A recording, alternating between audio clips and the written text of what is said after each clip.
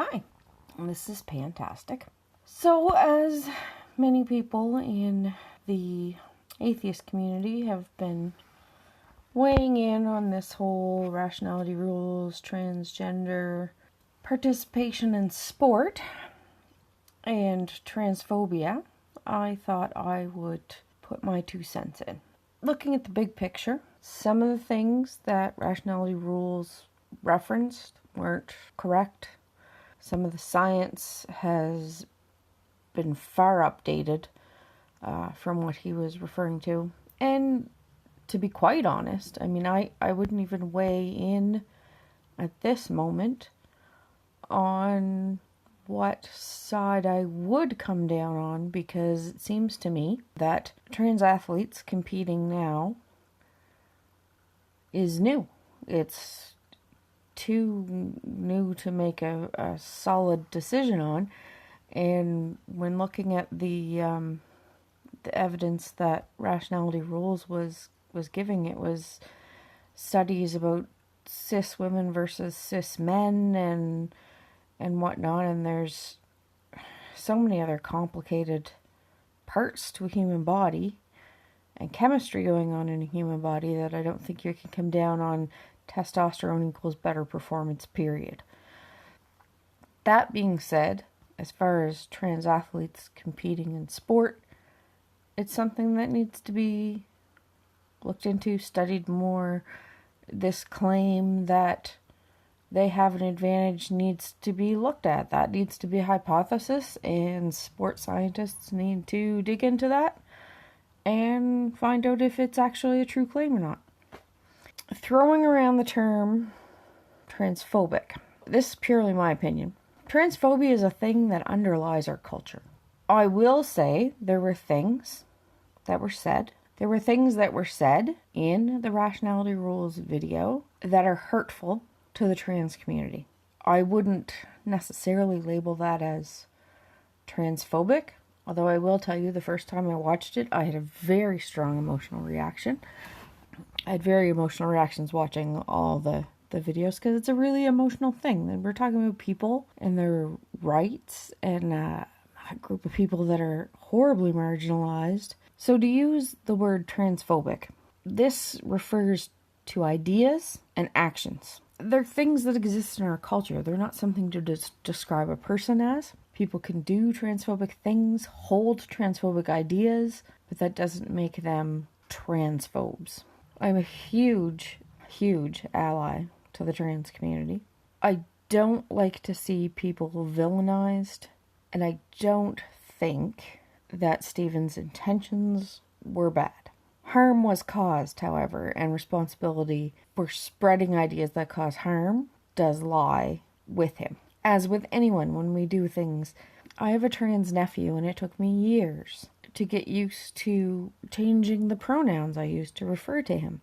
Every time I would say she instead of he, it's still causing harm, whether I intend it or not. Harm is not about intent. Harm is about effect. So the effect of this video was harmful. I'm glad to see a lot of people talking about it. But the thing I'm not glad to see is that people are throwing around transphobe back and forth and using it to attack each other. It doesn't elevate the conversation. It doesn't get us any further to be attacking each other. Our society is very transphobic. It's built in. We have things that have been organized for centuries to give men power over women. And then when you put transgender into that equation, especially trans women, they seem to get shit on the most. There's almost a belief culturally. Why would someone want to be a woman? Because a woman is inferior to a man. It's a very strong belief that underlies our society, whether you're aware of it or not. It's there. It exists. This is a sociological issue. This is an issue with how we've constructed our culture and society for thousands of years. And we're human beings, and we have rational brains, and we have the ability to break these things apart and examine them. People's ideas change. The only thing and I think this is when people talk about racism and homophobia and transphobia, it seems to boil down to a personal attack against a particular person. And that's not That's not what homophobia, racism, and transphobia are. It's beliefs that are in your culture that go unchallenged, and you hold them without knowing you hold them. You can be racist without even knowing it. You can be homophobic with not even knowing it in your actions and your beliefs. And when you take a look at those actions and take a look at those beliefs and examine them and then change them, then you're improving as a person, and that's awesome. Harm is happening. Harm is happening everywhere, and I hate to see this.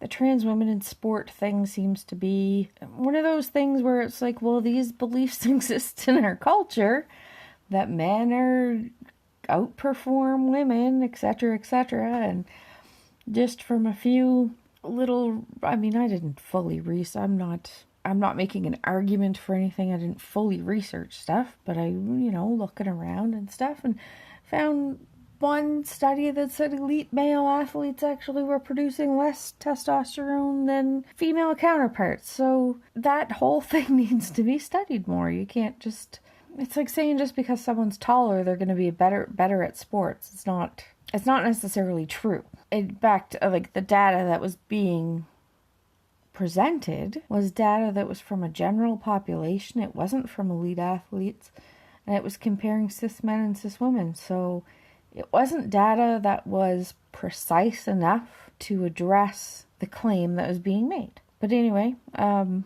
just a nobody on the internet.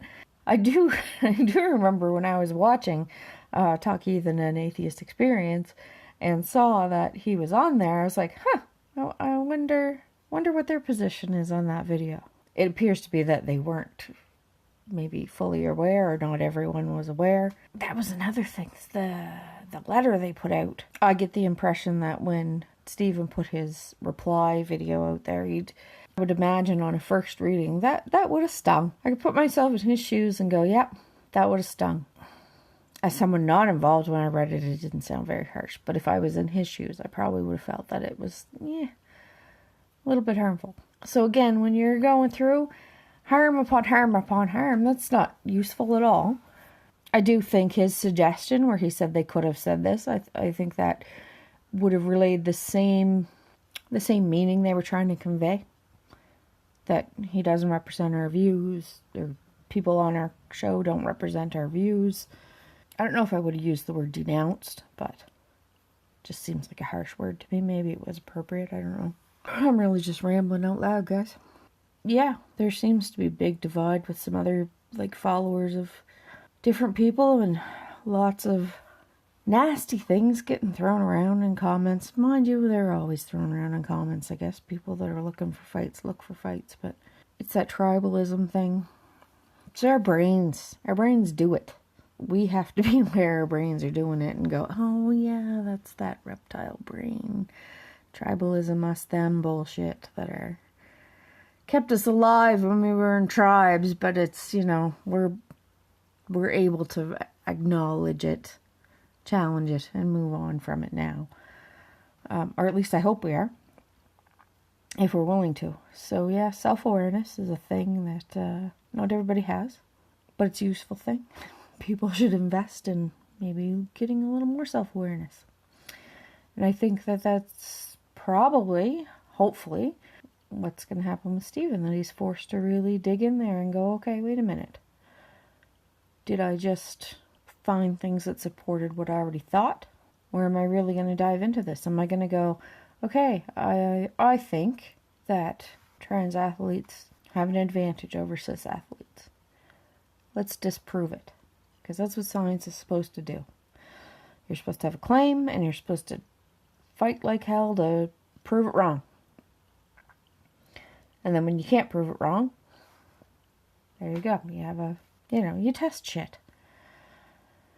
And I don't feel like he put that to the test as much as he could have. But again, not a reason to demonize someone. The ideas are what's harmful, not the person. The ideas are more dangerous than the man.